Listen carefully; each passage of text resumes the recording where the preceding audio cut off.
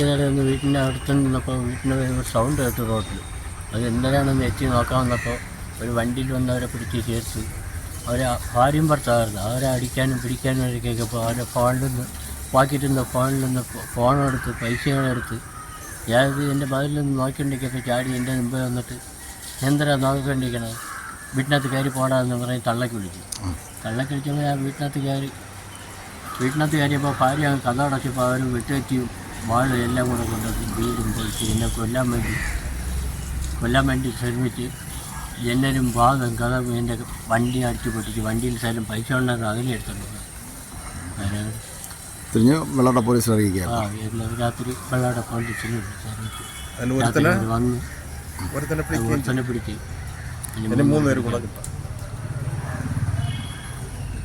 മുടിയിൽ ചുറ്റിപ്പിടിച്ച് ഷോൾഡറിൽ ഇല്ല shoulder pain മാത്രമേ ഉള്ളൂ. വേറെ പിന്നെ കൂടെ ജോലി ചെയ്തവർക്ക് 2 പേർക്ക് നല്ല രീതിയിൽ മർദ്ദനം ഏറ്റിട്ടുണ്ട്.